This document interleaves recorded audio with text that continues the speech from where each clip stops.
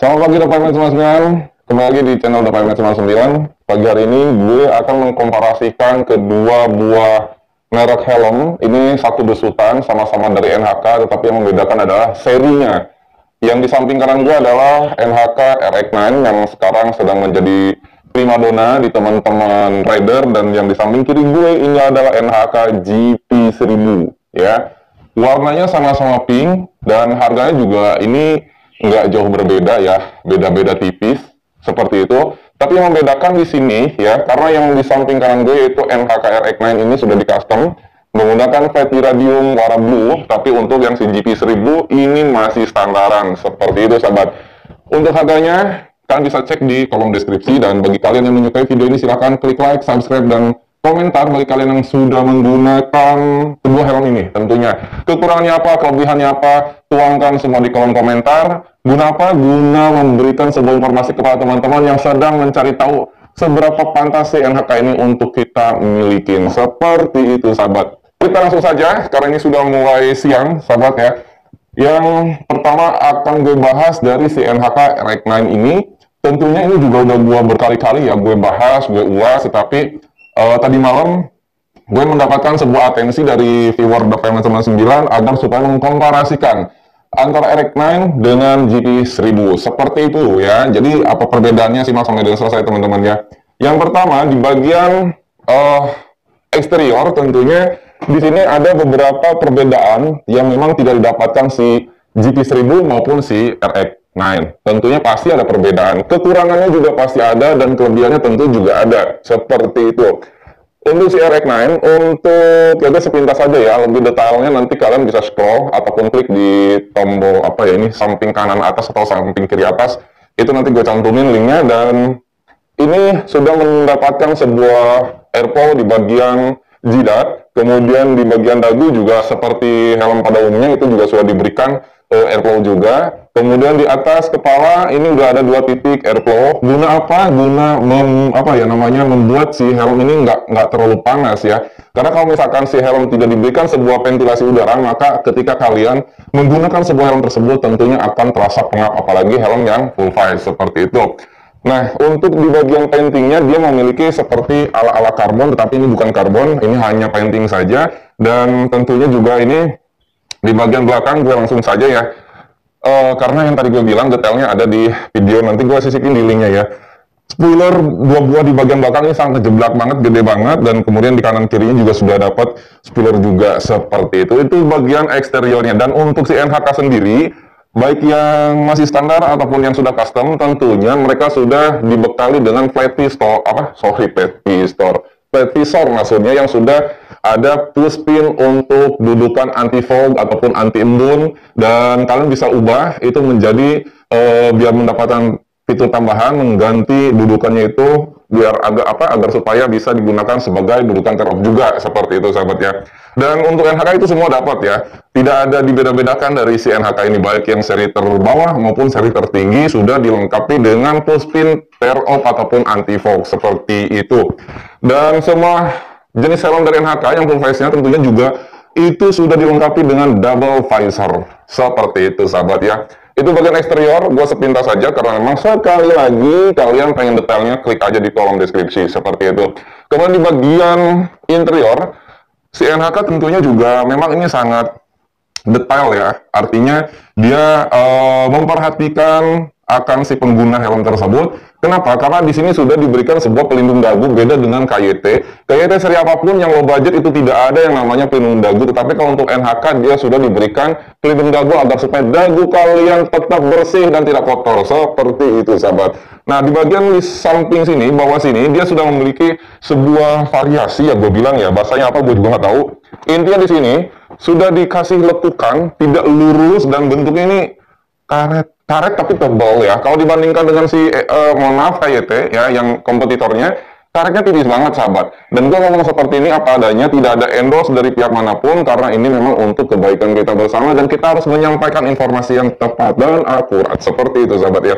Oke, di bagian crown pad dia halus tentunya, dan di sininya udah dibalut kulit sintetis, dan tentunya juga di sini ada bahan fabric yang bisa menyerap keringat kalian ya ketika kalian menggunakan helm seperti itu. Dan yang sayangnya adalah di sini masih menggunakan microlock untuk segi pengamannya ya, belum double D-ring seperti itu sahabat ya. Baik.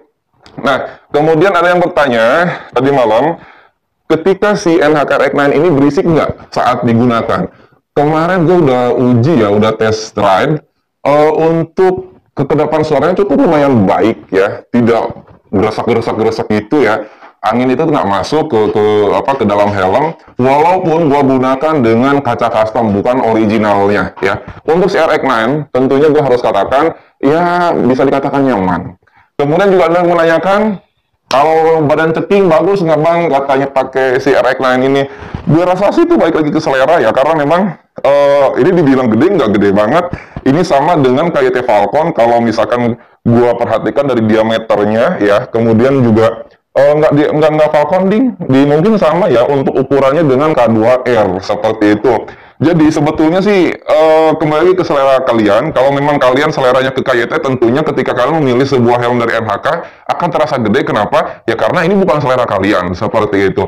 Kemudian yang tentu yang gua harus sampaikan, pada dasarnya helm itu sebetulnya yang kita gunakan itu bukan hanya dari stylish, bukan hanya dari gengsi, melainkan daripada safety-nya. Seperti itu sahabat. Ya kenapa gue bilang karena safety-nya? Karena untuk si untuk si NHK ini, di bagian bawah safety belt itu sudah dibekali dengan yang namanya kawat besi tulang baja kayak Gatot-Kaca sahabat. Seperti itu. Mana ya? Ada kok teman-teman. Nah, jadi di bagian sininya nih, di bagian sabuknya ataupun safety beltnya, dia ada kawat besar juga sih, seperti itu ya sahabat. Nah, kalau gue sih mending memilih yang lebih safety ya, karena memang kita nggak tahu akan musibah di jalanan ya, ketika memang amit-amit, insiden, crash atau apapun itu, setidaknya kepala kita akan tetap terlindungi. Itu di si NHK RX9. Nah, sekarang kita balik ke si GP1000. Apa perbedaannya dibanding yang namanya RX9 ya?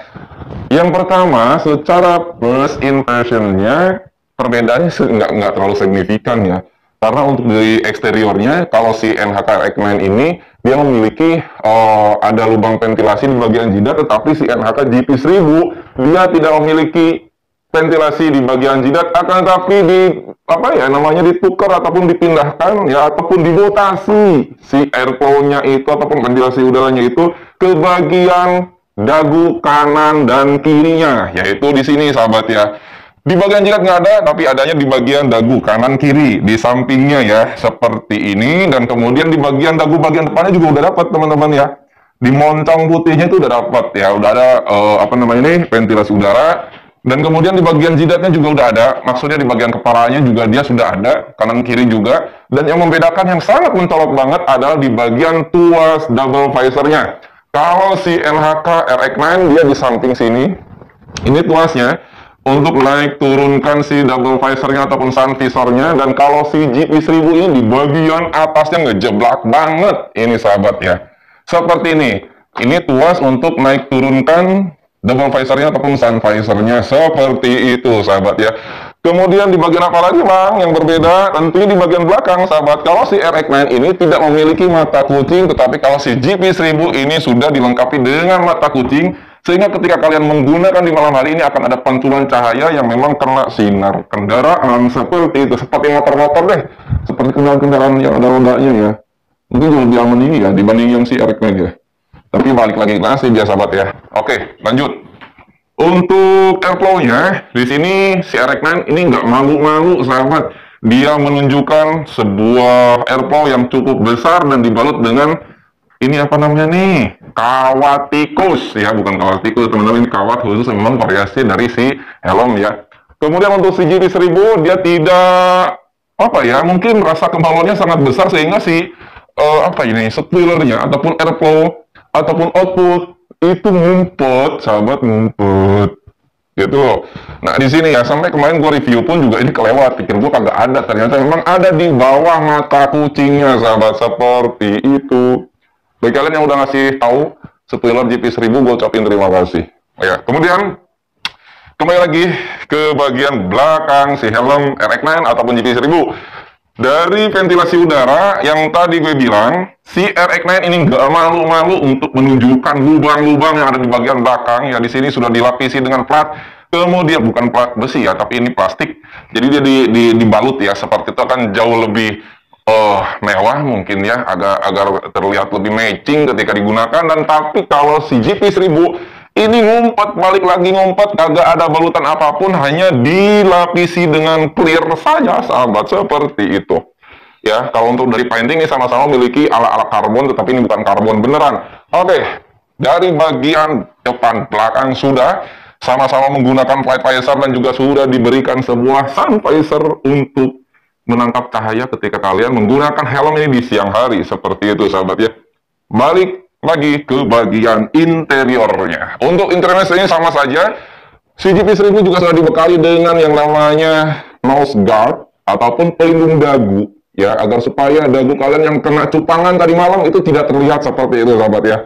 Dan kemudian juga ini juga sudah dibaluti dengan balutan kulit sintetis. Krompetnya juga ini hampir-hampir sama, tetapi jauh lebih lembut ini dibanding si RX-9 seperti itu. Dan untuk pengamannya ini menggunakan microlock ya. Ini sayang banget, helm yang sudah memang banyak fitur, berjuta fitur, ini menggunakan microlock. Seharusnya ini digunakan menggunakan double daring seperti itu. Untuk krompetnya sih sama saja ya, sahabat, dengan si RX-9 ini. Jadi gua nggak terlalu banyak mengupas tentang krompet karena untuk krompet sih sama saja ya. Nah, jadi kesimpulan dari kedua buah helm ini ada beberapa perbedaan yang mencolok. Yang pertama di bagian ventilasi udara, kemudian di bagian tuas pembuka ataupun penutup sun visornya, dan yang lebih terasa lagi katanya, gue kalau GP1000 belum menggunakan ya, tapi akan gue gunakan hari ini agar supaya membuktikan ya yang disampaikan oleh sahabat Davayamed yang tadi malam memberikan komentar bahwasanya si GP1000 ketika digunakan itu sangat berisik katanya. Lebih berisik dibanding Ings Elmark, terus juga KYT R10 katanya. Nah, karena itu gue akan uji coba melalui test drive di si NHK GP1000. Benar atau tidak si NHK GP1000 ini berisik, anginnya tidak kedap ketika digunakan. Baik sahabat ya, nah yang terakhir yang ingin gue katakan atau sampaikan kepada kalian adalah dari bentuk.